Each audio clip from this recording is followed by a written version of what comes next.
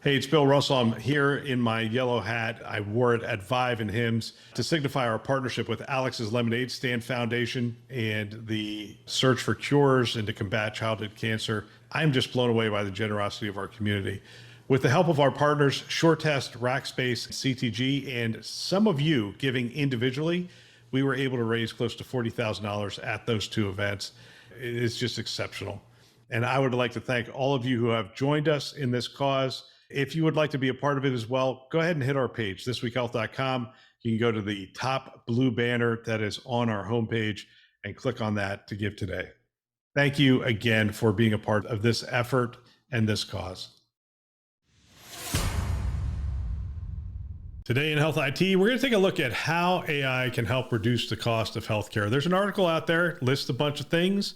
We're going to look at them and see what we think. My name is Bill Russell. I'm a former CIO for a 16-hospital system and creator of This Week Health, a set of channels and events dedicated to transform healthcare one connection at a time. We want to thank our show sponsors who are investing in developing the next generation of health leaders: SureTest, Artisight, Parlance, Certify Health, Notable, and ServiceNow. Check them out at thisweekhealth.com/today.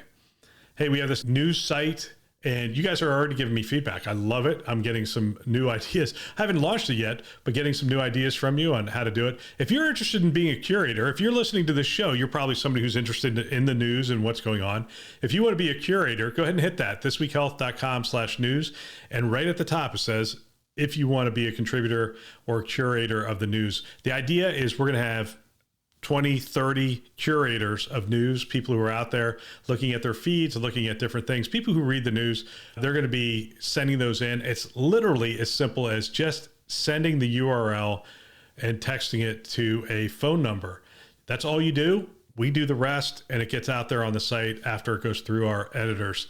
And we would love to have you be a part of it. Go ahead and check that out, thisweekhealth.com/news. If you work for a health system, we want you to be a curator. If you work for a PR agency, we don't want you to be a curator. So sorry about that, but that's just how it goes. All right, one last thing. Share this podcast with a friend or colleague. Use it as a foundation for daily or weekly discussions on the topics that are relevant to you and the industry. They can subscribe wherever you listen to podcasts. All right, here we go. Here's the story. Again, this is on our news site. Just pulled it up. How can AI help reduce the cost of healthcare?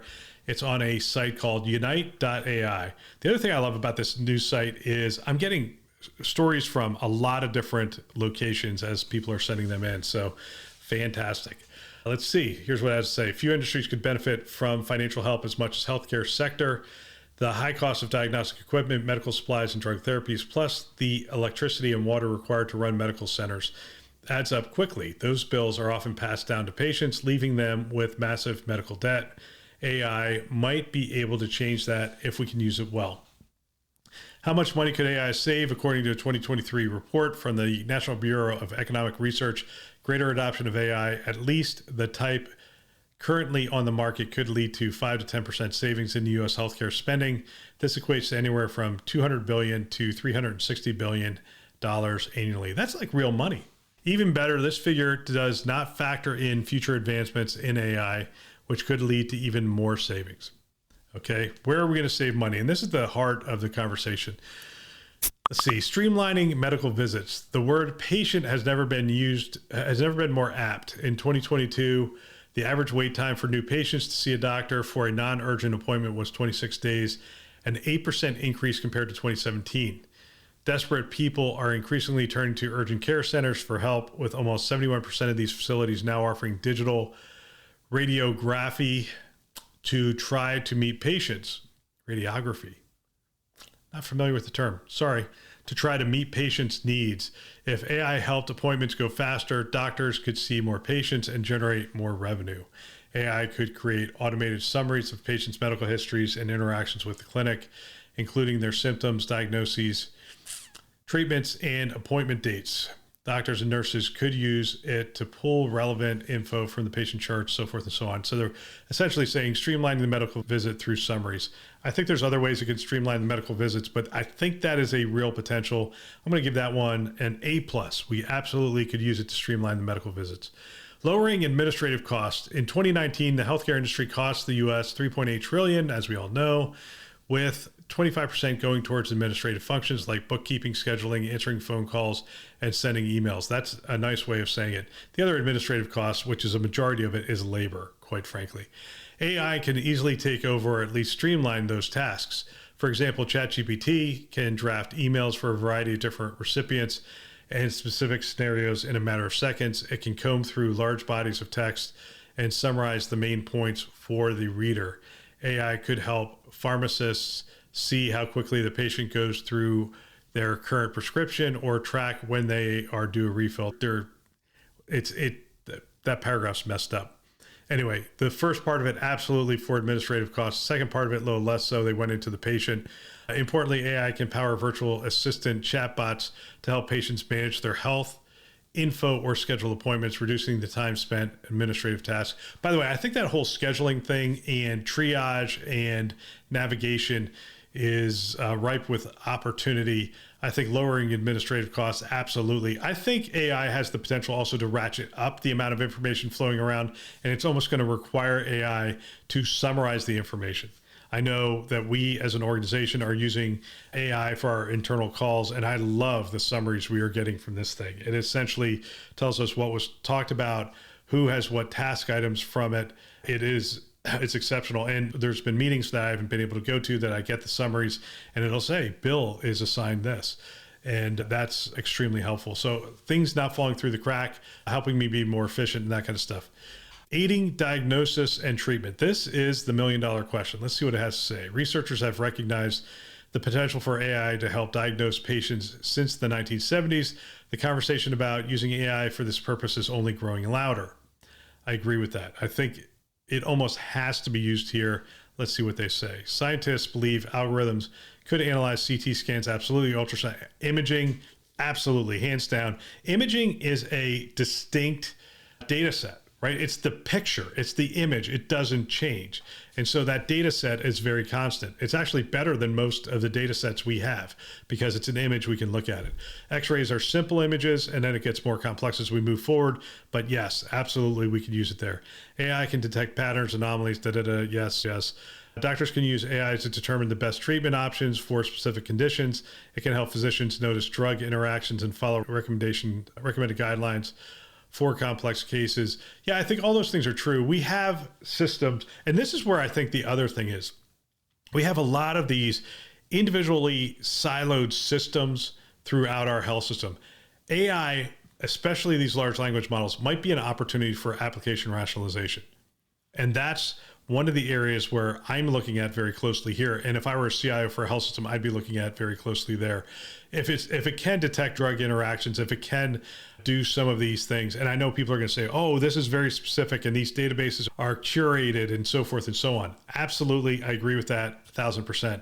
But I also believe that these AI models are going to exceed the capabilities of human curated content pretty quickly in this area. Improving writing and record keeping. Medical professionals can use AI to dictate their notes about each visit. Yes. And it's going to be better record keeping and writing. So yes, it can work there. Symptom checkers. Yep. It can do chat bots and that kind of stuff. I'm not sure what that's going to save us though. What is that going to save us? Is that going to save us a visit? Symptom checker indicates something more serious. Yeah, I guess it will direct people more precisely to the care they need, so it can drive costs out from that perspective and be more efficient. Next, it goes on monitoring global health. Let's see, AI has potential to detect disease outbreaks before epidemiologists do. I remember talking to John Brownstein during the pandemic, and he was talking about how Google searches were more of an indicator of the spread of COVID-19 than anything else, because you would see the pickup of certain searches in certain areas, and it would indicate that there was an uptick in cases in those places. And yeah, the thing about AI is it can cull a lot of different types of information. A lot of times as humans, we get stuck on certain data sets and we don't see a larger picture. We actually have to be prodded to see a larger picture. And I think because of the nature of computing and because it can process so much information, it's going to have a broader lens on things. And we're going to be able to start to see correlations between other things. So global health, sure, Absolutely. I'm not sure that's going to help my health system, but it'll help our $4 trillion spend as a country. And let's see. That's it. Let's see. Artificial intelligence has the potential to change the healthcare industry dramatically by reducing patient wait times, automating administrative tasks, tracking global health, and helping doctors with diagnosis and treatment.